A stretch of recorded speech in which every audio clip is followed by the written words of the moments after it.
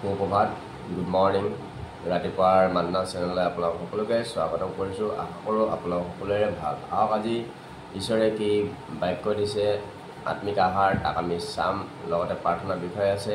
এই চেনেলটো আপোনালোকে ইউটিউব আৰু ফেচবুকত পাব। আপোনাৰ প্ৰাৰ্থনাৰ বিষয় থাকিলে কমেণ্ট বক্সত লিখি দিব পাৰিব, আমি আপোনাৰ কাৰণে প্ৰাৰ্থনা কৰিম। আহক প্ৰাৰ্থনা কৰি দিব। কল্পনা তাই তেখেতৰ ছোৱালীজনীৰ কাৰণে আমি প্ৰাৰ্থনা কৰিম আশীৰ্বাদৰ নিমিত্তে। আৰু তেখেতৰ হাতৰ বিষ আছে, গাৰ বিষ আছে, পাইলছৰ প্ৰব্লেম আছে, সকলোৱে প্ৰভুৱে সুস্থতা কৰিব। আমি প্ৰাৰ্থনাৰে জনাম। প্ৰাৰ্থনাৰ বিষয়লৈ যোৱাৰ আগতে আজি আমাৰ বিষয়টো কি, ঈশ্বৰে কি আত্মিক আহাৰ দিছে তাক আমি চাম। বিশ্ৰাম বাৰটো কি হয়? বিশ্ৰাম বাৰে আমি কিয় মণ্ডলীত যাব লাগে বা মণ্ডলীত কিয় যোৱা হয়, এই বিষয়টো লৈ ঈশ্বৰে কি কৈছে, কিহৰ কাৰণে বিশ্ৰাম দিন কৰা হৈছে, আমি শাস্ত্ৰ অনুসাৰে চাম। পবিত্ৰ বাইবেল শাস্ত্ৰত আদি পুস্তক 2 অধ্যায় 1 পদত কৈছে, 1-2 পদ 3 পদত কৈছে, এইদৰে আকাশমণ্ডল আৰু পৃথিৱী আৰু সেই উভয়ত থকা সকলো পদাৰ্থ নিৰ্মাণ কৰি অতোৱা হ'ল। সপ্তম দিনা ঈশ্বৰে নিজে কৰা কাৰ্য কৰি অতাই নিজে কৰা সকলো কাৰ্যৰ পৰা সপ্তম দিনা বিশ্ৰাম কৰিলে। আৰু ঈশ্বৰে সেই সপ্তম দিনক আশীৰ্বাদ কৰি পবিত্ৰ কৰিলে, কিয়নো ঈশ্বৰে নিজে সৃষ্টি কৰা আৰু নিৰ্মাণ কৰা সমুদায় কাৰ্যৰ পৰা সেইদিনা বিশ্ৰাম কৰিলে। ইয়াতে কৈছে ঈশ্বৰে গোটেই ব্ৰহ্মাণ্ডখন সৃষ্টি কৰাৰ পিছত, আকাশমণ্ডল, তৰা, নক্ষত্ৰ, জীৱ জন্তু, মানুহ সকলো সৃষ্টি কৰাৰ পিছত তেওঁ 6টা দিন লাগিল আৰু 7 নম্বৰ দিনটোত তেওঁ বিশ্ৰাম কৰিলে বুলি কৈছে। তেওঁ ৰেষ্ট লৈছে আৰু সেই দিনটোত ঈশ্বৰে আশীৰ্বাদ কৰিছে। বিশ্ৰাম দিনটো আশীৰ্বাদ কৰা বুলি কৈছে। আৰু এই বিশ্ৰাম দিনটো যেতিয়া পুৰণা নিয়মত আছিলে, তেতিয়া এইটো বিশ্ৰাম দিনটো শনিবাৰ আছিলে। আৰু যীশুখ্ৰীষ্টৰ যোগেদি, যীশুৱে ক্ৰুচিফাই হোৱাৰ যোগেদি সেই বিশ্ৰাম দিনটো ৰবিবাৰ কৰিছে, কাৰণ ৰবিবাৰ দিনা তেওঁ পুনৰুত্থান জি উঠিছে। আৰু জি উঠাৰ যোগেদি তেওঁ সেই দিনটোক বিশ্ৰাম দিন হিচাপত ঘোষণা কৰা হ'ল। আৰু সেই ৰবিবাৰটো আজি গোটেই বিশ্বই আজি পালন কৰি আছে। সেই ৰবিবাৰ দিনটোতে আপোনাৰ স্কুল কাছাৰী সকলোবোৰ বন্ধ। ৰবিবাৰ দিনটোতে ষ্টেটৰ পৰা চেণ্ট্ৰেললৈ সকলোৰে বন্ধ। আৰু সেই দিনটোত ঈশ্বৰে নিজে ৰেষ্ট লৈছিলে আৰু সকলো মানৱ জাতিয়ে সেই দিনটোত ৰেষ্ট লোৱা হয়, কাৰণ সোমবাৰৰ পৰা শনিবাৰলৈ প্ৰত্যেকে কাম কৰা হয়, স্কুল যোৱা হয়, সকলোৰে ভাগ ডিউটি থাকে। কিন্তু ৰবিবাৰ দিনটোত সকলোৱে এটা দিন পায় আৰু সেই দিনটো ৰেষ্ট লোৱা হয়। আৰু সেই দিনটোত ঈশ্বৰেও নিজে ৰেষ্ট লৈছিলে, বিশ্ৰাম লৈছিলে। যাতা পুস্তক 31 অধ্যায় 14-15 পদত কি বুলি কৈছে, এই হেতুকে তোমালোকে বিশ্ৰাম দিন পালন কৰিবা, কিয়নো তোমালোকৰ নিমিত্তে সেয়ে পবিত্ৰ। যিজনে তাক অপবিত্ৰ কৰিব অৱশ্যে তাৰ প্ৰাণদণ্ড হ'ব, কিয়নো যিকোনে সেই দিনত কাম কৰিব তাক নিজ লোকবিলাকৰ মাজৰ পৰা উচ্ছন্ন কৰা হ'ব। 6 দিন কাম কৰা হ'ব, কিন্তু সপ্তম দিন সম্পূৰ্ণ বিশ্ৰাম দিন। সেয়ে জিহুৱাৰ উদ্দেশ্যে পবিত্ৰ। সেই বিশ্ৰাম দিনত যিকোনে কাম কৰিব তেওঁৰ অৱশ্যে প্ৰাণদণ্ড হ'ব। ঈশ্বৰে এটা নিয়ম দিছে যে 6টা দিন তোমালোকে কাম কৰা, যি কৰা তোমালোকৰ ইচ্ছামতে কৰিব পাৰা, কিন্তু সপ্তম দিনটো 7 নম্বৰ দিনটো বিশ্ৰাম দিন হয়। আৰু সেই বিশ্ৰাম দিনত তোমালোকে একো নকৰিবা। আৰু সেই বিশ্ৰাম দিনত যোনে কাম কৰিব তাৰে প্ৰাণদণ্ড হ'ব বুলি পবিত্ৰ শাস্ত্ৰত কৈ থৈ দিছে, পবিত্ৰ বাইবেল শাস্ত্ৰত। আৰু সেই দিনটোত খ্ৰীষ্টত থকাসকলে কিহৰ কাৰণে মণ্ডলীত যোৱা হয় আৰু কিহৰ কাৰণে মণ্ডলীত যাব লাগে, তেওঁলোকৰ কাৰণটো হৈছে 6টা দিন ঈশ্বৰে সকলোকে জীয়াই ৰাখিলে। 6টা দিন আপোনাক প্ৰটেকশ্যনত ৰাখিলে, কাৰণ পবিত্ৰ বাইবেল শাস্ত্ৰত কৈছে, কালিলৈ কি ঘটিব তাক তুমি নাজানা। আমাৰ জীৱনত কি ঘটিব লগা আছে আমি তাক নাজানো, কাৰণ এই জগতত যি শয়তান অধিপতি আছে সি কাকো শান্তিত থাকিব নিদিয়ে আৰু সি নষ্ট কৰিবৰ কাৰণে বিচাৰে। আৰু সেই 6টা দিনত যে আপোনাক যে ঈশ্বৰে প্ৰটেকশ্যনত ৰাখিলে, সকলো এক্সিডেণ্ট, দুৰ্ঘটনা, বেমাৰ আজাৰ পৰা আপোনাক ৰাখিলে, সমস্যাৰ পৰা ৰাখিলে, তাৰ বাবে সেই বিশ্ৰাম দিনত আপুনি মই যাই পেলাই ধন্যবাদ দিব লাগে, ঈশ্বৰক ধন্যবাদ দিব লাগে যে গোটেই সপ্তাহটো তুমি আমাক ভালে ভালে ৰাখিলা, তাৰ বাবে তোমাক ধন্যবাদ। আৰু নেক্সট সোমবাৰৰ পৰা শনিবাৰলৈ আকৌ নতুন দিন, সেই দিনটোত ঈশ্বৰৰ পৰা আপোনাৰ প্ৰটেকশ্যন দৰকাৰ আছে, কাৰণ দিনটোৰ ভিতৰত কি ঘটিব আপুনি তাক নাজানে। সেইকাৰণে আপোনাৰ প্ৰতিটো মুহূৰ্ততে ঈশ্বৰৰ প্ৰটেকশ্যনটো দৰকাৰ আছে। সেইবাবে আমি প্ৰটেকশ্যনটো বিচাৰি পেলাই, ঈশ্বৰৰ পৰা সহায় বিচাৰি পেলাই আমি প্ৰাৰ্থনা কৰিব লাগে। সেইবাবে খ্ৰীষ্টত থকাসকলে মণ্ডলীত যোৱাটো দৰকাৰ হয়। সোমবাৰৰ পৰা যেন শনিবাৰলৈ ঈশ্বৰৰ প্ৰটেকশ্যন ৰাখে, আজিটো ৰাখিলে তাক ধন্যবাদ দিবৰ কাৰণে আমি যাব লাগে। কাৰণ আমি দেখিবলৈ পাওঁ যীশুৱে 10জন ৰোগীক সুস্থ কৰিছিলে, তাৰে 9জনে ঘূৰি নাহিলে, কিন্তু এজনে ঘূৰি আহি পেলাই তেওঁক ধন্যবাদ দিলে যে তেওঁক সুস্থ কৰাৰ বাবে। আৰু সেইটোৰ যোগেদি আমি শিক্ষা পাওঁ যে আমি ধন্যবাদ দিবৰ কাৰণে আমি যাব লাগে। কাৰণ বহুতক দেখিবলৈ পাওঁ আজি তেওঁলোকে ICUত সোমাই আছে, তেওঁলোকে পেৰেলাইজ হৈ আছে। কাৰণ কিহৰ কাৰণে? তেওঁলোকে সেই ধন্যবাদ দিবৰ কাৰণে নগ'লে। কাৰণ যেতিয়া ভাল আছিলে তেতিয়া ধন্যবাদ দিবৰ কাৰণে নগ'ল, আৰু প্ৰটেকশ্যন বিচাৰিও ঈশ্বৰৰ ওচৰত সহায় বিচাৰিও তেওঁ নগ'ল, প্ৰাৰ্থনা নকৰিলে। তাৰ ফলত আজি বহুতেই আজি ICU, আজি পেৰেলাইজ, আজি মেডিকেলত ভৰ্তি হৈ আছে খ্ৰীষ্টৰ পৰিয়ালসকল। কিহৰ কাৰণে? একমাত্ৰ সেই ঈশ্বৰৰ বাক্যটো অমান্য কৰাৰ কাৰণে। কাৰণ ঈশ্বৰৰ বাক্যত স্পষ্টকৈ কৈছে, যিদিনে বিশ্ৰাম দিনা যিজনে কাম কৰিব তাৰ অৱশ্যে প্ৰাণদণ্ড হ'ব বুলি কোৱা হৈছে। আৰু সেই প্ৰাণদণ্ডটো বৰ্তমান পৃথিৱীতো শাস্তি দিয়া হ'ব, আৰু লগতে সেই নৰককুণ্ডটোতো শাস্তি পোৱা হ'ব। কাৰণ কিয় ইয়াতে কি বুলি কৈছে আমি চাম, যিচয়া 64 অধ্যায় আমি 23 পদৰ পৰা আমি চাম 23-24 পদ। আৰু জিহুৱাই কৈছে, প্ৰত্যেক 9 জুনত আৰু প্ৰত্যেক বিশ্ৰাম বাৰত সকলো মৰ্ত্য মোৰ আগত প্ৰণিপাত কৰিবলৈ আহিব, আৰু তেওঁবিলাকে বাহিৰলৈ গৈ মোৰ আজ্ঞা উলংঘন কৰাবিলাকৰ মৰাশ চাব, কাৰণ সিহঁতৰ পোক নমৰিব আৰু সিহঁতৰ অগ্নিও নুনুৱাব, আৰু সিহঁত সকলো মৰ্ত্যৰ আগত ঘৃণনীয় হ'ব। কি বুলি কৈছে? যিজনে মোৰ সেই বিশ্ৰাম দিনটো উলংঘন কৰিব তেওঁৰ অৱশ্যে প্ৰাণদণ্ড হ'ব, আৰু তেওঁ সেই নৰককুণ্ডত তেওঁৰ সেই অগ্নিও নুনুমাব, পোকো নমৰিব বুলি ঈশ্বৰে কৈ থৈ দিয়া হৈছে। সেইটো কাৰণে বিশ্ৰাম দিনটো খ্ৰীষ্টত থকাসকলে বহুত ইজিলি বুলি,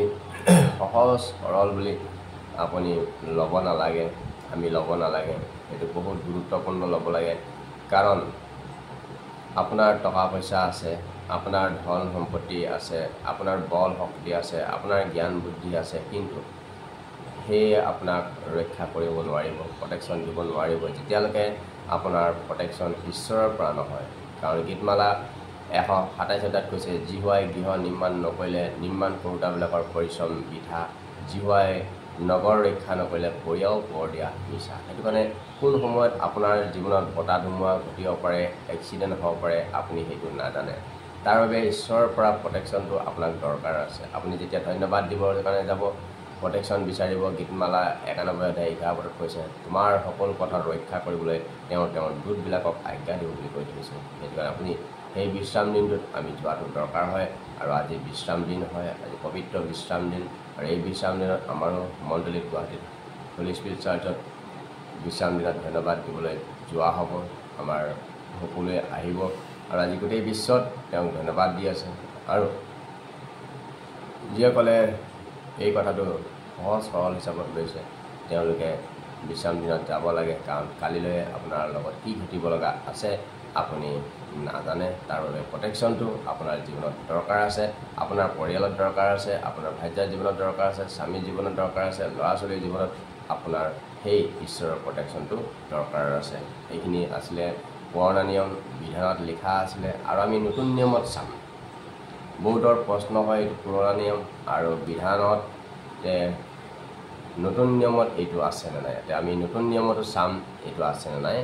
ইব্ৰীৰ 4 অধ্যায় 9, 10, 11 পদত কি বুলি কৈছে?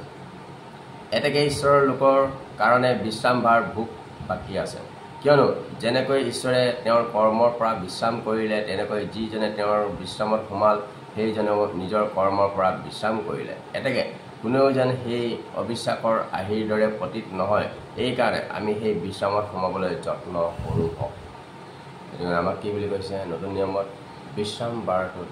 ঈশ্বৰ গৃহত যাই পেলাই ধন্যবাদ দিবৰ কাৰণে যত্ন কৰোঁ হওক হয়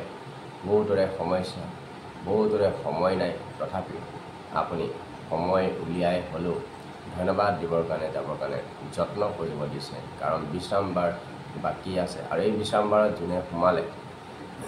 কোনে সোমালে যিসকল খ্ৰীষ্টত আছে তেওঁলোকে সোমালে আৰু সেই বিশ্ৰাম দিনটোৰ কাৰণে নতুন নিয়মত কৈছে যে আপুনি যত্ন কৰিব লাগে কাৰণ আপুনি যাই পেলাই ধন্যবাদ দিয়াটো ঈশ্বৰে বিচাৰে কাৰণ গীতমালা ৩৬ অধ্যায় ১৫ কৈছে ধাৰ্মিকলৈ যি হোৱাৰ দৃষ্টি আছে ধাৰ্মিকৰ প্ৰাৰ্থনা শুনিবৰ কাৰণে যি হোৱাই কাণ পাতি আছে ঈশ্বৰে বিচাৰে আপুনি সেই পবিত্ৰ গৃহত যাই পেলাই আপুনি ধন্যবাদ দিছেনে নাই তেওঁৰ দৃষ্টি আছে আপোনাক চাই থাকে আপোনাৰ প্ৰাৰ্থনা শুনিবৰ কাৰণে তেওঁ কাণ পাতি থাকে আৰু আপুনি প্ৰাৰ্থনাও কৰা নাই যোৱাও নাই তেতিয়া আপোনাৰ জীৱনত প্ৰটেকশ্যনটো কেনেকৈ আহিব তাৰ ফলতে আজি আমি বহুতক দেখিবলৈ পাওঁ মেডিকেলত ভৰ্তি হৈ আছে এক্সিডেণ্ট দুৰ্ঘটনা নিজৰ জীৱনলৈ নিজেই সেই প্ৰটেকশ্যনটো নানাৰ বাবে শয়তানে অধিকাৰ কৰিছে আৰু তেওঁলোক আজি ৰোগী হৈ পেলাই পৰি আছে সেইটো কাৰণে বিশ্ৰাম দিনটো বহুতো মূল্যৱান দিন হয় মহত্বপূৰ্ণ দিন হয় সেইকাৰণে আমি বিশ্ৰাম দিনত ধন্যবাদ দিবৰ কাৰণে যাব লাগে আৰু সপ্তাহটোৰ কাৰণে প্ৰটেকশ্যন বিচাৰি পেলাই আমি তেওঁৰ পৰা খুজিব লাগে ধন্যবাদ দিছোঁ বিশ্ৰাম দিনৰ সুন্দৰ বাক্য দিয়াৰ বাবে ঈশ্বৰক ধন্যবাদ দিছোঁ আৰু প্ৰাৰ্থনাখিনি চলাই নিব গুড মৰ্ণিং সকলোকে ত্ৰাণকৰ্তা প্ৰভু যীশুখ্ৰীষ্টৰ নামত খ্ৰীষ্টপ্ৰেমৰ নমস্কাৰ প্ৰিয় শ্ৰোতা পুনৰাই ঈশ্বৰে আকৌ এটা নতুন দিন দিলে আৰু বিশেষকৈ আজি এটা বিশেষ দিন পবিত্ৰ দিন বিশ্ৰাম দিন আশীৰ্বাদৰ দিন প্ৰভুৰ প্ৰশংসা কৰাৰ দিন আহক যোৱাটো সপ্তাহ ঈশ্বৰে আমাক বহুত আশীৰ্বাদ কৰিলে সেইকাৰণে আমি ডেইলি মানা চেনেলৰ যোগেদি শৰীৰে আমি প্ৰাৰ্থনা কৰিবলৈ পাইছোঁ তাৰ কাৰণে ঈশ্বৰক ধন্যবাদ দিওঁ আহি থকা প্ৰতিটো দিনৰ প্ৰতিটো পলতে প্ৰতিটো সময়তে যেন ঈশ্বৰে আশীৰ্বাদ কৰে তাৰ কাৰণে আমি প্ৰভুৰ ওচৰত আমি নিবেদন কৰিম প্ৰাৰ্থনাও কৰিম আমি আহক আজি মানা চেনেলৰ মাত্ৰ এটা বিষয় আছে সেই বিষয়টোলৈ আমি প্ৰাৰ্থনা কৰিম আৰু আপোনালোকে মোৰ এই প্ৰাৰ্থনাত সহযোগ কৰিব আপোনালোকে নিঃসংশয় আৰু বিশ্বাসত ল'ব প্ৰভুৱে আপোনালোকৰ জীৱনত অধিককৈ আশীৰ্বাদ আৰু আপোনালোকৰ মনৰ বাঞ্ছা পূৰ্ণ কৰিব আহক আমি সকলোৱে চকুমুদি প্ৰণিপাত কৰিম ঈশ্বৰৰ ওচৰত স্বৰ্গত থকা অতি মহান মৰমেল ঈশ্বৰ যি হোৱা স্বৰ্গ তোমাৰ সিংহাসন পৃথিৱী তোমাৰ ভৰি পীড়া পিতা পৰমেশ্বৰ প্ৰভু বেলা বাহুৰে মহাশক্তিৰে পৃথিৱীত আৰু পৃথিৱীত থকা সকলো জীৱ জন্তু আৰু মনুষ্য জাতিক তুমি সৃষ্টি কৰিলা পিতা হয় পিতা তুমি আশীৰ্বাদ দিওঁতা ঈশ্বৰ হয় প্ৰভু তুমি পৰাক্ৰমী ৰজাৰো ৰজা প্ৰভুৰো প্ৰভু পিতা পৰমেশ্বৰ প্ৰভু তোমাৰ পৰাক্ৰম আকাশমণ্ডলৰ পৃথিৱীত পৰাক্ৰম দেখাওঁতে প্ৰভু তোমাক আমি ধন্যবাদ পিতা আকাশমণ্ডল তোমাৰ এই পৃথিৱী তোমাৰ এই জগতত তাত থকা সকলো বস্তু তুমিয়ে সৃষ্টি কৰিলা তুমিয়ে উত্তৰ দিশা আৰু দক্ষিণ দিশ সৃষ্টি কৰিলা তোমাৰে প্ৰকাশ ভূমি আছে পিতা পৰমেশ্বৰ হালেলুয়া প্ৰভু তুমি প্ৰভু সকলো জগতত থকা সকলো বস্তু সৃজনকৰ্তা যি তুমি তোমাৰ নামতে প্ৰভু সুস্থতা মুক্তি উদ্ধাৰ শান্তি আশীৰ্বাদবোৰ আছে পিতা তোমাৰ এই পবিত্ৰ প্ৰিয় নামত পিতা মই মূৰ ধুৱাইছোঁ পিতা পৰমেশ্বৰ প্ৰভু খোজাৰ পূৰ্বেই জানা তুমি কি খুজিবলৈ আছে সৰ্বজ্ঞানী সৰ্বব্যাপী প্ৰভু তুমি আমি সদায় প্ৰভু চেতনাবোধক প্ৰভু তুমি বাক্য দি আছা পিতা পৰমেশ্বৰ প্ৰভু শাস্ত্ৰৰ যোগেদি যে তোমালোক পবিত্ৰ হোৱা কাৰণ মই পবিত্ৰ পবিত্ৰ ঈশ্বৰ যহোৱা মানুহ জাতি হোৱা হাতকে প্ৰভু প্ৰত্যেকজনে ভুল পাপ অপৰাধ কৰি ফুৰে প্ৰভু যিহেতু প্ৰভু সকলো অধমতে জন্ম হ'ল প্ৰভু তেওঁলোকৰ মাতৃয়ে পাপতে গোবৰ্ধান কৰিলে পিতা পৰমেশ্বৰ প্ৰভু গুপ্ত পাপবিলাক সূচী কৰা গৰ্ভকৃত পাপৰ পৰা প্ৰত্যেকজনক ধৰি ৰাখা পিতা পৰমেশ্বৰ প্ৰভু তোমাৰ দয়া অনুসাৰে প্ৰত্যেকজনক প্ৰভু তুমি ডেকা কালৰ পাপ আৰু অপৰাধবোৰ নকৰিবা পিতা পৰমেশ্বৰ প্ৰভু বিশ্বাস কৰোঁ প্ৰভু তোমাৰ বাক্য তুমি কোৱা অনুসাৰে পাপবিলাক সেন্দুৰ বৰ্ণীয়া হ'লেও লাৰ দৰে টান হ'লেও হিমতকৈ বগা কৰা হ'ব পিতা মই বিশ্বাস কৰোঁ পিতা ঈশ্বৰ প্ৰভু এই মুহূৰ্তত তুমি সকলোৰে পাপ অপৰাধ তোমাৰ কালবাৰী কোচত ভৰাই দিয়ে পবিত্ৰ তেজেৰে দুখুচীয়া জাত কৰিলে পিতা প্ৰত্যেকজনক অনুগ্ৰহ দান কৰা বিশেষকৈ মই প্ৰাৰ্থনা অনুৰোধ আছে কল্পনা তাই প্ৰভু তেখেতৰ ছোৱালী আশীৰ্বাদৰ নিমিত্তে আৰু তেখেতৰ যি হাতৰ বিষ আছে গাৰ বিষ আছে পিতা পাইলছৰ প্ৰব্লেম আছে প্ৰভু মই তোমাৰ নামেৰে মই প্ৰভু তেওঁ প্ৰভু যিমান অসুচী আত্মা দুষ্ট আত্মা প্ৰভু মই তোমাৰ নামেৰে প্ৰভু মই তেওঁলোকক প্ৰতিৰোধ কৰিব বিচাৰিছোঁ মাইটি নেম অফ জিজাছ যিটো খ্ৰীষ্টৰ নামত হাতৰ বিষৰ আত্মা গাৰ বিষৰ আত্মা পাইলছৰ আত্মা নানা ধৰণৰ ৰোগ ব্যাধি দিয়া শৰীৰত অমংগল অনা আত্মা ক্ষয় ক্ষতি কৰা আত্মা প্ৰাণ বিনাশক আত্মা অনিষ্টকাৰক আত্মা অংগ পতংগ খুট লগোৱা আত্মা সকলো শক্তিক যীশু খ্ৰীষ্টৰ তেজত মই ভাঙিছোঁ অল ডেমনিক পাৱাৰবিলাকক জাপু 7:7 ডুমিয় 16 অনুসাৰে মাৰ কালিকা 16:17 অনুসাৰে সকলো শক্তিক মই যীশুৰ নামত বিনাশ কৰিলোঁ যীশু খ্ৰীষ্টৰ তেজত মই ঘোষণা কৰিলোঁ কল্পনা তাইৰ শৰীৰৰ পৰা মনৰ পৰা ওলাই যা তেওঁ ছোৱালী শৰীৰৰ পৰা ওলাই যা সাতান নানা ধৰণৰ খেলি মেলি কৰি থকা আত্মা চঞ্চল মন আত্মা উল্লাহ বুলি কৈছোঁ যীশুৰ নামত ছোৱালীজনী শৰীৰৰ পৰা মনৰ পৰা আত্মাৰ পৰা ওলাই যা সাতান পবিত্ৰ ঈশ্বৰ জোহা তোমাৰ নামে মই ব্লেজ কৰিছোঁ পিতা পৰমেশ্বৰ প্ৰভু এই সন্তান তোমাৰ হয় পিতা পৰমেশ্বৰ প্ৰভু এই সন্তানৰ পবিত্ৰ নম্ৰ বনোৱা পিতা পৰমেশ্বৰ প্ৰভু এই সন্তান ধাৰ্মিকতাৰ বশীভূত কৰা পৰিত্ৰাণ কৰা পিতা পৰমেশ্বৰ প্ৰভু লৰ প্ৰভু কান্ত মাতৃক তুমি গৰ্ভফল পুৰস্কাৰ দিছা প্ৰভু মাতৃ যিমান ৰোগ ব্যাধি আছে সকলো তুমি লৈ লোৱা পিতা কিয়নো প্ৰভু পৃথিৱীৰ সকলো ৰোগবিলাক তুমি শৰীৰত জাপি লৈছা পিতা তোমাৰ আঘাতিত শৰীৰৰ পৰা ওলা পবিত্ৰ তেজ আৰু শৰীৰত আহিবলৈ দিয়া কল্পনা তাই শৰীৰত প্ৰভু তুমি কৈছা মই ঘাঁহ লগাওঁ তাক বান্ধোৱা আঘাত কৰোঁ সুস্থতা কৰোঁ তুমি অলৰেডি বাক্যত আকৌ তুমি ঘোষণা কৰিছা যে মই তোমাক আৰোগ্য কৰিম তোমাৰ ঘাঁহ সুস্থতা কৰিম পিতা পৰমেশ্বৰ এই ঘোষণা কৰা অনুসাৰে পিতা পৰমেশ্বৰ মই বিশ্বাস কৰিলোঁ তুমি প্ৰভু তেখেতৰ মৰমীয়াল হাতেৰে প্ৰভু তোমাৰ মৰমীয়াল হাতেৰে তেখেতক স্পৰ্শ কৰা যীশুৰ নামত তুমি সুস্থতা হৈ যোৱা যীশুৰ নামত তুমি সুস্থতা হৈ যোৱা পিতা ঈশ্বৰক বিশ্বাস কৰোঁ তুমি ডক্টৰ পিতা যিমান হস্পিটেল আহিছোঁ ঘৰতে চিকিৎসাধীন হৈ থকা যন্ত্ৰণা চটপটাই থকা মৃত্যুৰ লগত প্ৰভু ক্ষণ গণি থকা সকলো প্ৰভু সন্তানবিলাকৰ কাৰণে মই প্ৰাৰ্থনা কৰিছোঁ যিমান খুচি আত্মা দুষ্ট আত্মা চাগান সকলো ৰোগ ব্যাধি আত্মা শৰীৰত আনি দিয়া আত্মা হস্পিটেলত একাই থকা আত্মা যন্ত্ৰণা চটপটাই থকা আত্মা মৃত্যুৰ লগত যুঁজি থকা আত্মা পৰদেশত গৈ পেলাই টকা পইচাৰ ধন ভাঙি তই সন্তানবিলাকক নানা ধৰণৰ কষ্ট দিয়া আত্মা যীশু খ্ৰীষ্টৰ নামত অল ডেমনিক পাৱাৰবিলাকক বেমাৰী আত্মা উল্লাহ বুলি কৈছোঁ প্ৰাণ বিনাশক আত্মা অনিষ্টকাৰক আত্মা শৰীৰত ক্ষয় ক্ষতি কৰা আত্মা মৃন্ময় শৰীৰত তই যাতনা দি থকা আত্মা যীশুৰ নামত লোকে লিখা 10:19 অনুসাৰে ওলাই যা বুলি কৈছোঁ পবিত্ৰ ঈশ্বৰ তোমাৰ নামে মই ব্লেজ কৰি দিছোঁ যীশুৰ নামত সকলো ৰোগী দুখীবিলাক সুস্থতা হৈ যোৱা যিসকলে এই মান্না চেনেলটো চাই আছে যীশুৰ নামত তোমালোক সুস্থতা হৈ যোৱা যীশুৰ নামত প্ৰভু তুমি মৰমীয়াল ঈশ্বৰ হয়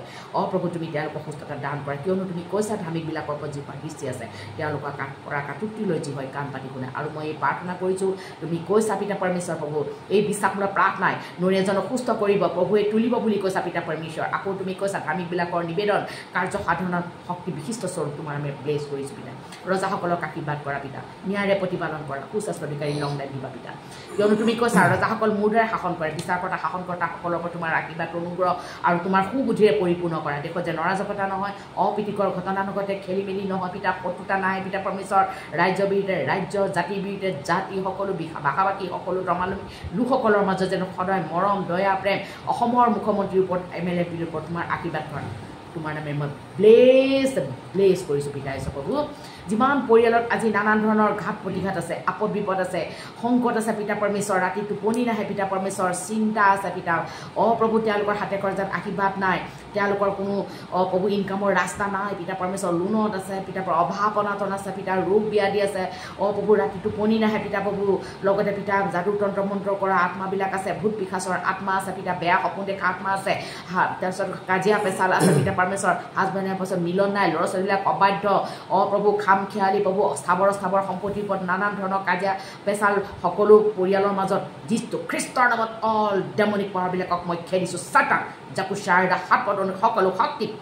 প্ৰত্যেকটো পৰিয়ালৰ পৰা ওলাবলৈ মই আজ্ঞা দিছোঁ প্ৰতিৰোধ কৰিছোঁ এই মুহূৰ্তত সিহঁতৰ সীমা পাৰ ৰুমৰ পৰা বাউণ্ডেৰীৰ পৰা প্ৰত্যেকটো পৰিয়ালৰ মেম্বাৰৰ পৰা ওলাই যায় সাতান লোকে লিখা 10:19 অনুসাৰে এই শক্তিক মই বাক্য অনুসাৰে মই সকলো ডিক্লেয়াৰ কৰিছোঁ যীশু খ্ৰীষ্টৰ তেজত মই ভাঙিছোঁ সাতান ওলাই যা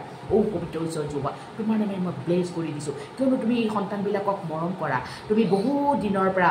প্ৰভু তেওঁলোকক মৰম কৰি আহিছা তোমাৰ দৃষ্টিত তেওঁলোক বহুমূলীয়া আদৰণীয় তুমি তেওঁলোকক বিশেষ লোক বনাইছা তোমাৰ দৃষ্টিত তেওঁলোক মনোনীত বংশ ৰাজকীয় পুৰোহিত প্ৰভু তেওঁলোকক তোমাৰ নামে ব্লেজ কৰি দিছোঁ পিতা পৰমেশ্বৰ আজিৰ দিনটোত হাতে কৰা কাৰ্য তুমি স্বামী ভাজ্যাৰ মাজত তুমি প্ৰভু মৰম দয়া প্ৰেম ৰাখিবা প্ৰভু তেওঁলোকৰ মাজত ল'ৰা ছোৱালীবিলাকৰ মাজত প্ৰভু বুদ্ধি জ্ঞানেৰে পৰিপূৰ্ণ কৰিবা পিতা পৰমেশ্বৰ স্থাৱৰ অস্থাৱৰ সম্পত্তিৰ ওপৰত তুমি আশীৰ্বাদ কৰিবা পিতা পৰিয়ালৰ মাজত শান্তি দান কৰিবা পিতা পৰমেশ্বৰ প্ৰভু যিসকল আজি ল'ৰা ছোৱালীবিলাক অপথে গৈছে প্ৰভু তুমি ধাৰ্মিকতাৰে বশীভূত কৰোৱা আৰু তৃপ্ত কৰা পৰিত্ৰাণ প্ৰাপ্ত কৰা পিতা পৰমেশ্বৰ প্ৰভু যিসকল পৰিয়ালত আজি ছয়তানৰ দ্বাৰা গ্ৰাসিত হৈ আছে এই অত্যাচাৰ পোৱাসকলক তুমি স্বাধীন কৰা মুকলি কৰা ডেইলি মানা চেনেল চোৱাৰ যোগেদি তেওঁলোকৰ জীৱনত চমৎকাৰ কৰা কিয়নো 2024 বছৰ আগতে তুমি আচৰিত অদ্ভুত লক্ষণ মহৎ কাৰ্য কৰিছিলা আজিও তুমি জীৱিতবিলাকৰ তুমি প্ৰাৰ্থনা শুনি আছা পিতা পৰমেশ্বৰ আজিৰ দিনটোত হাতে কৰা কাৰ্য তুমি ভয়ানক বীৰৰ দৰে থাকিবা 6 সংকটৰ পৰা উদ্ধাৰ কৰিবা 7 সংকটৰ অমংগলে যে তেওঁলোকৰ স্পৰ্শ কৰিব নোৱাৰে তাৰ কাৰণে তোমাৰ মই সংগী বিচাৰিছোঁ তেওঁলোকৰ প্ৰত্যেকটো মুহূৰ্তত তুমি তেওঁলোকৰ লগত থাকিবা ধন্যবাদ দিছোঁ প্ৰভু এই ক্ষুদ্ৰ নিবেদন জাষ্ট না একমাত্ৰ উদ্ধাৰকৰ্তা ত্ৰাণকৰ্তা পৰিত্ৰাণদাতা নাছৰৰ যীশুৰ নামত অৰ্পণ কৰিছোঁ amen praise the lord praise the lord praise the lord ধন্যবাদ দিছোঁ আজিলৈ আমি ইয়াতে সামৰিছোঁ অহাকালি পুনৰাই আমি অহাকালি লগ নাপাম 3 দিনমান আমি নাথাকিম মান্না চেনেলটো আমি অলপ বাহিৰলৈ যাম আকৌ আমি আহি পেলাই আকৌ আপোনালোকৰ মাজত আহিম আজিলৈ নমস্কাৰ